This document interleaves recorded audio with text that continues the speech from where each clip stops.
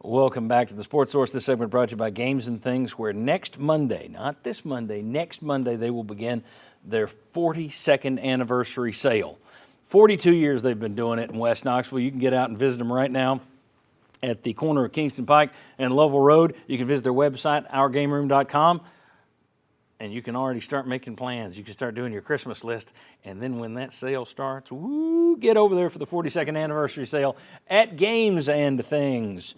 All right, this is going to be a very, very fast segment. There's your SEC scoreboard from last night. Tennessee wins big. Georgia wins big over Florida, although Florida came back a little bit. Stetson Bennett with 2 picks yesterday. Ole Miss beats Texas A&M. Poor Jimbo Fisher. Well, no, he ain't poor. Missouri and South Carolina have continued to prove that they're kind of the middling part of the SEC. Arkansas, Auburn. Arkansas takes care. Put poor Brian Harsin out of his memory, just out of his misery. Go ahead and give him his buyout. Where's that skeleton? Yeah, that skeleton's right. He'll be with the Pruitt skeleton. All right, let's look at where Tennessee ranks on your guys' SEC rankings. Chuck Cavaliers, show camera 6 here where you have the balls. I think it's pretty much the same as it has been, John. We still have Georgia just a little bit ahead of Tennessee, Alabama right there, and they got the big game coming up, the LSU, and pulling up the rear Ole Miss. Okay, he's got Georgia and Tennessee 1-2. What do you got, Josh? Chuck still has it wrong, which I could be proven wrong on here in a week. Always the homer. Yeah, that's it. We'll find out in a week. But after the Alabama win, I said Tennessee's resume is the best. I think that was pushed up a little bit yesterday, so I have Tennessee number 1. All right, very good. Justin. I've got Georgia at 1. Same list I had last week, same list as Chuck. Obviously, 1 and 2 will be decided at 3:30 Saturday. You'll learn you don't want to have the same list as Chuck. Unless we're gambling. That's right. Jimmy Himes. I didn't want the same list as Chuck. Hey, by the way, I would have been called a homer by a homer on this set for putting Tennessee number 1. I think the resume, what they did last night convinced me. I got Tennessee number 1. There you go. All right. Very good. Now it is time for us to play Will They or Won't They? Here come my magic numbers for Tennessee and Georgia. First one. Georgia has only allowed 7 sacks this season, only 7. Tennessee has recorded 21, 4 last night. Will Tennessee sack Stetson Bennett twice next Saturday? Let's go to our VFL quartet over here. There are the Pips. 2 say they will sack him twice, 2 say they will not. Daniel and Will, why do you say they will not?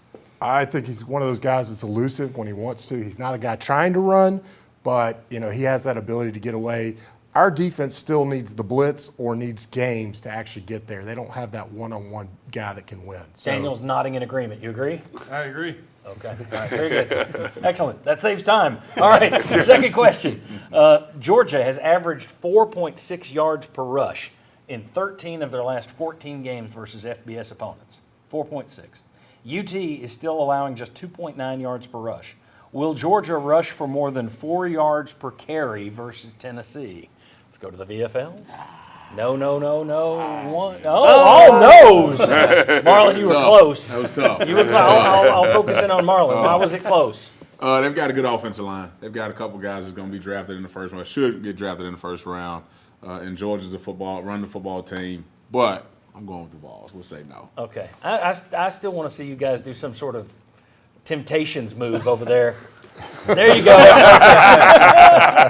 right. Next one. Over the last 3 years, here's your number. Over the last 3 years, Georgia is 31-0 when allowing fewer than 40 points. They are 0-3 when allowing 41 or more. Bama twice, Florida once. Will the Vols score 41 at Georgia? Yeah. Wow. 3 yeses and a negative. Will, you're the lone dissenter. Willie Raincloud. Oh, yeah, there you There go. he is. It's hard to see how we're going to score more than 40, but I think we do score in the 30s. So is that enough to win? That's going to be the big question. Sterling, you think 41's easy, right? Well, of course. Absolutely. Good. I love like I said, the discernment and decision making of Hendon Hooker has just been off the charts, and I think he's going to continue to do that next week. Stetson Bennett doesn't have the numbers, but if he wins this one against Hendon Hooker and has better numbers than Hooker, he may play himself into the Heisman race. He's on some of those gambling sites. I didn't put him on our list because he just doesn't have the numbers yet. But at some point, you're going to get credit just for the victories. And if you're the number one guy on the number one team and you done it last year and you're doing it again this year. At some point, he may get some recognition just for the winning.